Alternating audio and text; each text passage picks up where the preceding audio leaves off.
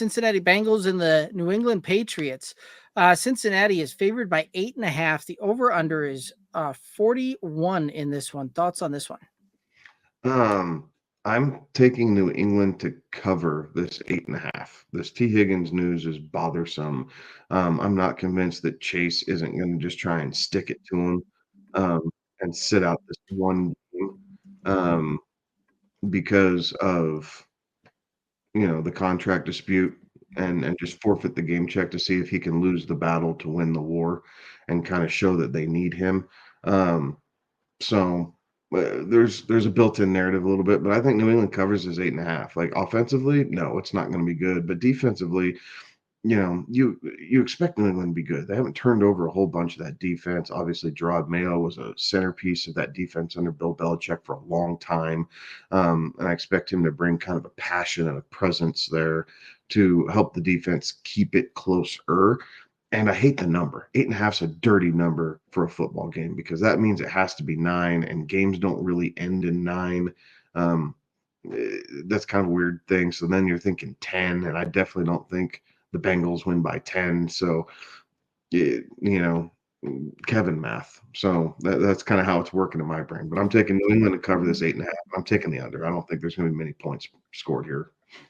Right. When I initially looked at this one, and I went through and changed it very recently, but like when I initially looked at this thing, I was like, oh yeah, Cincinnati's going to smash this one. I'll go ahead and take this one. I'm not going to surprise me when we get to a double-digit win on this thing here, right? And Cincinnati may put up enough points to get to around that 40 by themselves. Like, okay, let's go. And then as the news has kind of broken here, with the T. Higgins injury, with the Jamar Chase news that you hit on, that does worry me quite a bit in this one. So,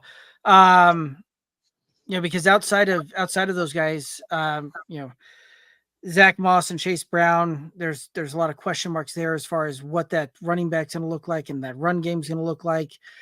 Still some several question marks around this offensive line. Like I'm going to lean the New England route here and just anticipate that they cover the 8.5. And I do think you're right. I think we're going to see a very low scoring game on this one.